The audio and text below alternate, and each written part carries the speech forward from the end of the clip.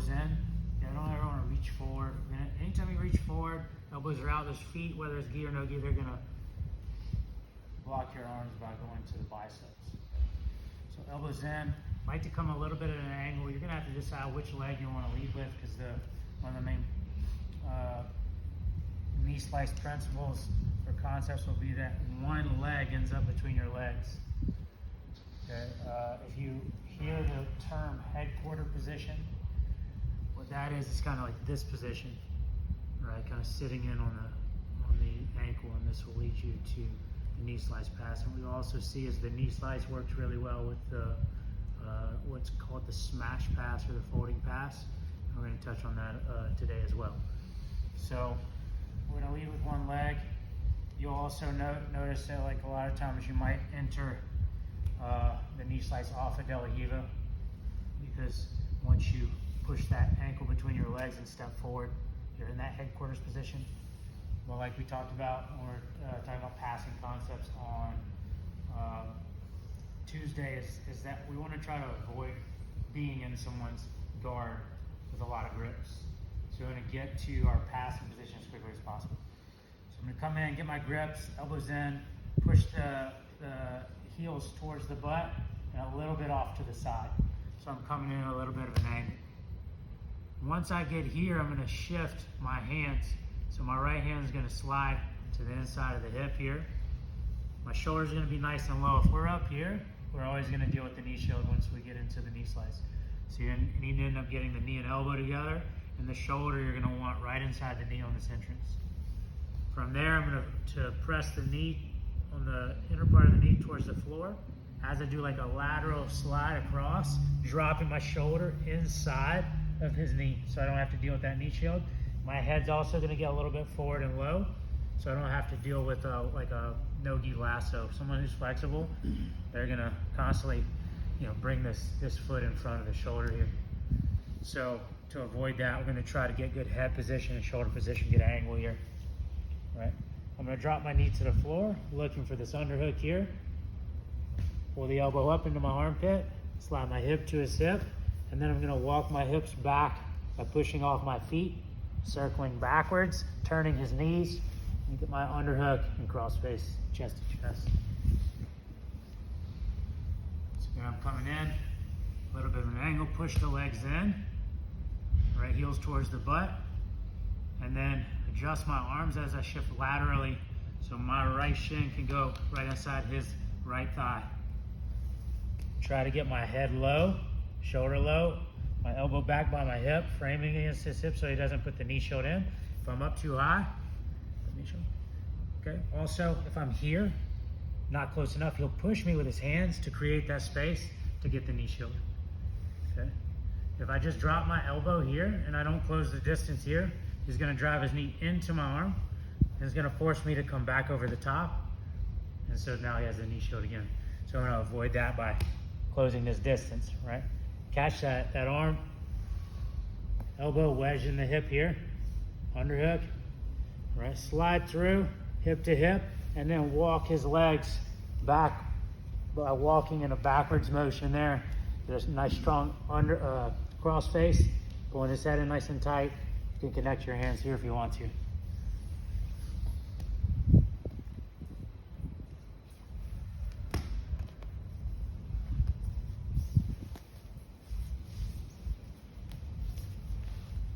Questions, guys? Let's work on our knee slice 1, 2. So again, when we finish our knee slice, we want to have good, strong head position and shoulder position here. And then when you slide through, you don't want to lean way back. Okay? So I want to just slide through, but keep my head nice and low. And then the other mistake would be people just turn over real big here, and the other person slides their knee and start getting their knee back across the belly and recover and guard. So that's why when we finish, we go hip to hip, and then we shrimp into their leg, and then kind of run backwards in a circular motion to make their knees point towards the ceiling, making it harder for them to slide the knee across the belly. So those two things, like try to keep your chest low and your head low, not lean back on the finish for that case katami kind of position, and also like make the knees point towards the ceiling before you turn over. So we do that backwards, like shrimping motion and walk walking your feet backwards. So again, that looks like this.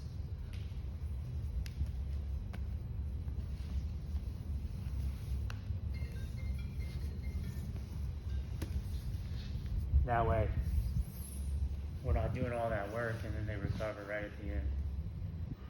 Questions on that, guys? Last thing I'll say, the importance of getting that shoulder wedged and your hips low instead of being like this. Okay, not only will that knee shield come in, sometimes maybe that knee shield, you get past it, but your butt's up too high like this. You see how my weight's forward, my butt's high? He's gonna trap my leg. He's gonna get that kind of quarter guard position. You see how he has my ankle? Sometimes it can be a pain in the butt to get that out of there. So if you keep your hips lower, basically sitting back on the heel, and keep your shoulders low and forward, they don't have room to grab your ankle. So it's like my hip is wedged inside his inner thigh versus being here forward, and now he grabs my ankle. Does that make sense, guys? So let's troubleshoot those common issues and then we'll move on. 1, 2. And this knee's pointed up and you have this hand posted on the hip. So maybe you started to push this knee down and you feel some resistance. So we're just gonna kick back and then move the knee back to the center line or across it like this. And then bring our knee to knee on belly. Okay. And we come in, we start to push the knee down, we feel resistance. We just let our hand slide around the knee, kick back, push the knee across, and slide it into knee on belly. So come in, start to push this knee down, feel resistance, just kind of like a little bit back and across like this, kick up and back. Right? You could put your knee behind their knee too.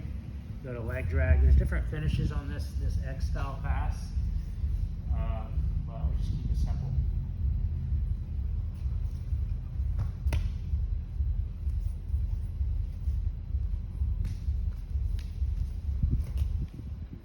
Sometimes you'll use this as well as a way to deal with the knee shield once you've gotten into the knee slice. So get to the knee slice, I give you a little push, you get the knee shield in. You feel a little bit blocked here. Hold the knee, lift the knee up as you side shuffle to the opposite side. I'm gonna pinch my knees together a little bit so my left leg's gonna come in beside my right leg, like this. And then I'll kick back. And then finish knee on belly or leg drag. Like I said, there's different finishes there, but just kind of getting that concept down. That kick back motion as you're pushing the knee the opposite direction. That's what next pass. Let's add that in there. 1, 2. Half guard. We call it reverse De La Riva. Okay, this would be like a standing half guard. It's like reverse De La Riva. De La Riva is this, hooking like that. Reverse De La Riva is just using the other leg on the inner thigh instead of the outer thigh. And sometimes people cross the feet there. Okay, so reverse De La Riva can feel like a standing half guard, you know, or a knee shield half guard, but you're standing. And this is knee shield half guard. If I stand up, you know, it's really just reverse De La Riva. It just keeps this knee in. So if this knee starts to collapse outwards, that's what I want for my knee slice. But people don't want to get knee sliced. They avoid that by keeping this knee pointed that way. Even if I get all the way to the floor, if he can keep his knee from going down to the floor and keep it up, he can play this reverse De La Riva. The more his knee gets to the floor, the more he's going to lose that foot on my hamstring. See, like here, he's not going to keep it very long because I'm going to get my knee down and it's just going to break that foot off. But if he can keep that knee pointed more up, okay, just like De La Riva, you got to think about this like De La Riva. What do I do to shut down a really good De La Riva? I push the knee down. That clears the foot. Does that make sense, guys? Right. So he doesn't want this knee to get pushed down. That's why, you know, he'll have his knee a little bit higher. If you play De La Riva and you keep your knee low, it's not going to be there very long. You kind of want it up, you know, above the knee. And that's the same with reverse De La Riva. If he lets his reverse De La Riva get low, it's going to get just scraped off. Okay. Does that make sense, guys? Okay. So when you go to do the knee slice, that's what some people are going to do as a defensive tactic. So before they do that is when I want to do the X pass. Okay, so we're making that assumption that we kept the legs spread out long enough. He drives back, and my timing is good to do that kick out. He drives back, boom, I kick out. Maybe I'll go to leg drag here, okay? But I have to time that before the feet connect and before he hooks my inner thigh. If he hooks my inner thigh and connects his feet, now I'm gonna look for the smash pass, because now that his knee is pointed straight up, a little bit of adjustment can make it point that way. So the battle for him is to keep, this correct orientation with his leg. What I'm trying to do with my smash pass, my knee slice, is get his leg down. What I'm trying to, down into the left. What I'm trying to do with my smash pass is get his knee down into the right. Does that make sense, guys? Because I want to lay on his legs. That's what we call it smash pass, or folding pass. I'm folding his legs together. So he needs to do his best to keep his knee in this range here, okay? And I'm trying to send it over here, and when he fights back, he like overcompensates, and then I push it over here. You guys tracking? So we're gonna start by going to that kind of headquarters position, like this, and then I'm gonna pull his knee to the outside, like I'm going knee slice, and he fights back. So when he fights back, I'm gonna push it under my arm, into my armpit, right? Drop my knee down to the floor, just below his knee, and lay my hips right there on his knee. I have an underhook on this side. I'm gonna trap his arm here on this side with my head right in the shoulder.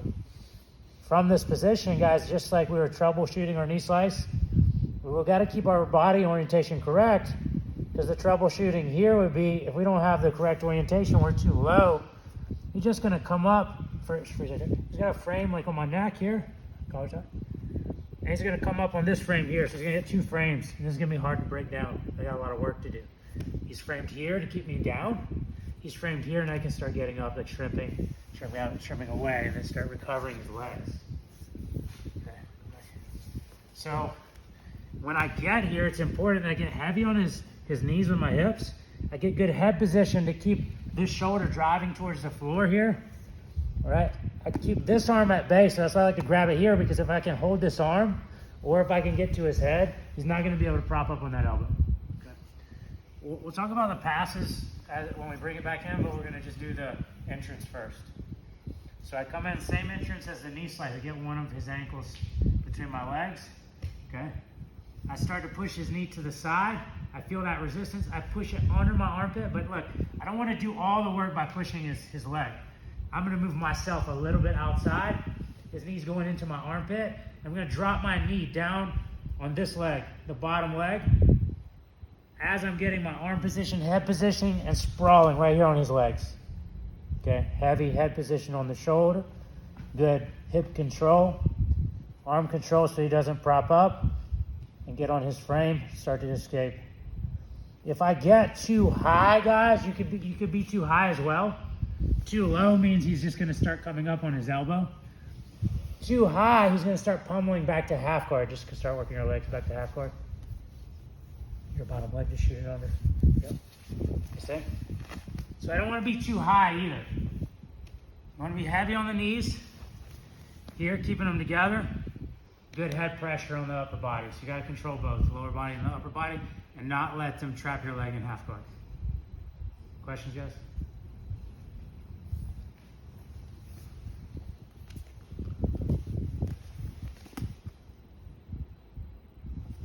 One, two. That's the first 2 troubleshooting concept. Is like, don't let them, don't take the pressure off up here. Okay, come up on your elbow and frame, because they're going to get here. And there's ways to deal with this, but we want to avoid having to deal with it. Go back down. So good head position and good arm position is going to accomplish that. Okay. Sometimes you might be like pinning the arm here, sometimes here. Good head position, right? And then the legs. If my legs are just loose, he's going to just bring his knee in, bring your bottom knee in, and just bring it all the way through. Yeah, he's just going to strip out. Like, he's going to clear his legs. So you don't always have to be heavy with the hips. There are some times where I'll tripod up, but I'll position my legs in a way that he can't easily pummel out without giving me the pass. So sometimes in the gi, I'll be in situations where I'm like holding holding the leg like this, and I'll be like tripoded up, kind of like this type of situation. Sometimes in no-gi too, I might do that, but I'm making sure I understand that, like, I'm beating him on the pummels, on the legs. So you'll see that if you see some people passing like this, or you play with it yourself. You don't always have to have your hips down. You can tripod as well, but you need to learn how to leg pummel. So I'm not letting him up on his frames. I'm not letting the legs out. The next troubleshooting concepts will be, where I see people having trouble, is they rush the pass. So they get here and they're like, they get excited and they just think, all right, I'm gonna pass to this side. And so against somebody who's less experienced, you can do that. But what you wanna be careful of is, like, once you get over here and you're laying on the legs and you start to take off, you see how Jonathan's like got his hand right on my trap over here? He's gonna grab it, or my lat or my trap, and he's gonna hook my leg. Right when I go to take off, he's just like baiting me. He's gonna hook my leg and lift, and he's gonna pull my lat to the floor over here. So right when I take off, he's gonna do like this, okay? And then what he might do is reach between, grab my leg, and do a leg lock. He ends up in a position to where he can tag inside heel hook, knee bars, all kinds of stuff. So I wanna make sure that if I'm gonna go back this way to pass, that I don't let this leg hook behind my knee, and if it does, I clear it first. So we're gonna look at that. So we got here, in this position, he hooks my knee. Most of the time, they're gonna try to hook that knee, because they know that the cross butterfly hook is gonna be a good option to off balance me, to sweep me, or to get back to guard. Okay, so he hooks my leg, right? I can't just like kick back. He's gonna lift, he's got the leverage here. So what I'm gonna do instead is I can either push it down with my hand, okay, but it needs to be quick because I don't want him to come up on his elbow. Or what I can do, hook my leg, is I can come up the middle like this. You see, I just moved up the middle with my left leg and put my knee on the floor, but my ankle's still behind his knee. Okay, he's hooking my leg, okay. And now what I can start doing is moving this leg forward and then bringing it around. Okay, because he's going to have a limited range of motion here. He's going to get to the point where he doesn't have any more strength there. Okay. So I'm good head position. My knee went up the middle, right? And now I can walk my leg up, and then I can pummel it around inside his leg. Okay. Other things I can do is I can bring this leg through, staple it down, and I can pass to this side here. Okay. Or I can go back the other way. So we're doing a lot of shin pummeling here. This is really important. You'll start to learn how to do that when you do this style of passing.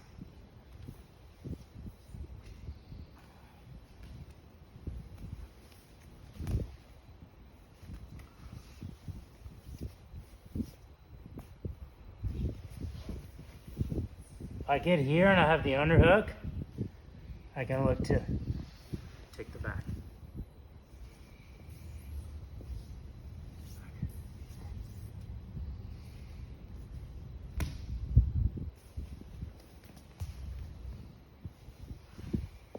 Last thing that we could look at doing here, if he opens up, I can just drop my knee inside and put him out.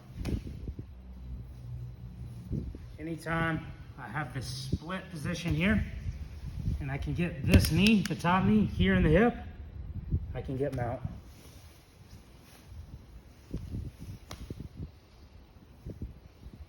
Questions there, guys? 1, 2. And I smash the legs together. I don't want this knee to get too high. And so, there's a couple things going on here. When I push that knee across, I don't want to drop this knee here. I don't like to drop this knee here. Okay? Because sometimes this knee ends up in front, and I end up like kind of this, turn on your side, keep this knee. Yeah. I don't like this knee to be too tucked here. This one right here, because it's going to be hard. Like I start come across here, keep your knee tucked. Start coming across here, this knee's high. I like this knee back here, because I want to end up getting my knee in front of this one. Once it gets here, and you're gonna feel like, well, I need to get like a little bit higher, right? You're gonna you don't want to drive into them to keep them flat. One thing, you got to be careful in this situation, dropping, look at my left ankle, dropping it to the floor. Okay, once you drop it to the floor, he's going to triangle his legs, okay? And he's going to swing his legs from my right to my left, okay, his right, like this. And now he's back in that leg, he's back in that leg attack situation, right? He gets a lot of power when he triangles his legs here. And it's not game over if they triangle their legs, but if they do, you're gonna have to smash the head quickly. You're gonna want to be here and then look for mount. Because if you get caught up back here with some frames, that's where you're gonna get whipped over, especially if they're bigger than you. You know, flare their legs, grab, and attack your leg. Okay. So when I bring the knee across, one, I want to go down by the knee with my right knee, not too high. Part of the reason there is just because I don't want him to trap. It's not so much about the knee, it's I don't want him to trap my ankle. Squeeze tight. It's gonna be hard to get this out. But when I'm below the knee, when I came across, he can't trap that ankle. Okay. Even if he traps it and my knee's below his knee, hook your legs, cross your legs. Look, I can just drop my knee down and then kick it out. I can easily clear my ankle out. I'm not gonna be able to trap it anymore. But when you come across, okay, and you just do kind of like this, you're just in 3/4 mount, but they got your leg trapped. Or maybe you're down here and it's just hard to get it out. Okay, so there's ways to get it out for sure, but I'm trying to avoid that. Push the knees across. Okay, get that leg out of there and sprawl. Again, he's gonna hook. We can come through and start to open them up here and look for mount. Walk this up. Okay, if I need to briefly come back, kick that off, I can. Or here, if the knee starts to get too high, I can reach over his shoulder, face his legs, back step like this. Back. Or get here and, you know, roll to the back with the back step.